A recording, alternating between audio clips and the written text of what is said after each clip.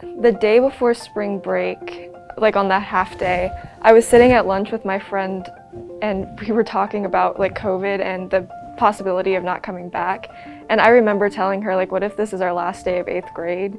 She thought that was crazy to even think about. It was just a really scary and intimidating time because trying to figure out at that point in time what's best for your family and what's best for their education felt really overwhelming. Over the past year and a half, our parents have had such a difficult decision trying to decide what is best for their children, what option of learning would make the most sense for their family. We wanted to make sure that they knew we supported them in that role no matter what, and that the quality of education would be premier either decision that they made. For us, we just decided that the consistent routine of being able to be virtual was probably a good fit for us. Well, I really liked the virtual schedule because it was really flexible and I felt like I could work as fast or as slow as I wanted to. I was stressed out at first, but then I had good teachers who made the virtual situation feel a little bit more like I was in real school.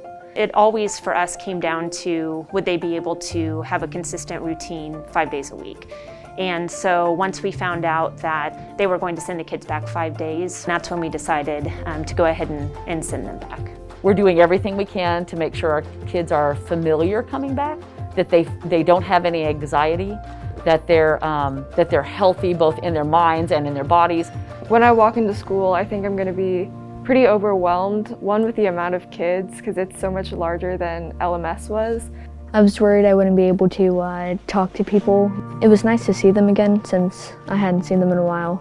You know, I just want to make sure that they assimilate back into their normal school routines.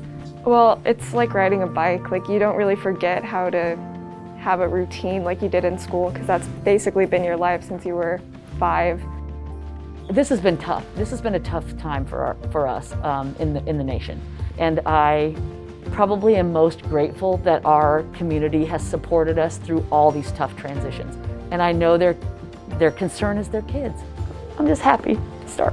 Starting out in middle school is a big milestone for students, and I would hate for Gavin to miss out on those things. And then, you know, Ellie already had a slightly different high school experience.